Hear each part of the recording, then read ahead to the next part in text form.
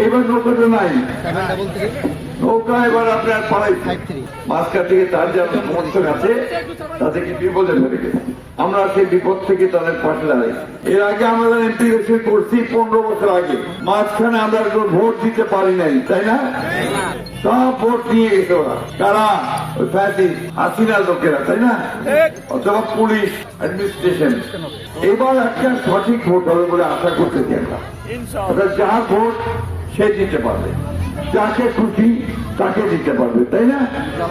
আপনারা আশা করেন তো নাকি? ভোট দিবা যাবেন তো নাকি? কথা কইবা হয়তো, ভোট দিতে যাবেন তো?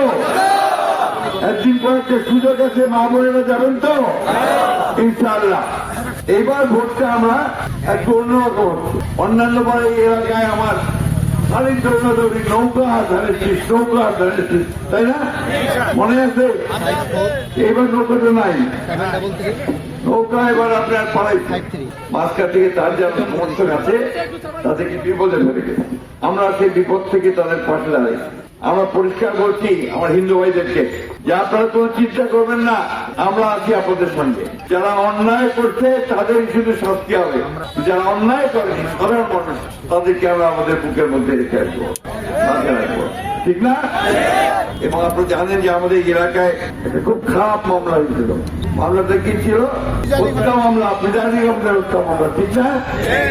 এটা নিয়ে খুব কষ্ট গেছে আমাদের, আপনাদের এলাকার মানুষের খুব কষ্ট গেছে। পুলিশ আসছে, রেড করছে, সব পাড়ায় আপনার কাউ গাছা তো দিচ্ছেন, কাউ কান্দার বাড়ি থাকিছেন, কেউ প্রচন্ড শীতের মধ্যে আপনারা ওই ধান খেতেছিলেন। দিনের পর দিন, রাতের পর রাত বহু ঝামেলা হয়েছে। 15 বছর ধরে ঝামেলা শেষ করে আল্লাহর হুকুমে কোর্টের মধ্যেই আমরা সেই ঝামেলাটা শেষ করতে পারি, ঠিক কিনা?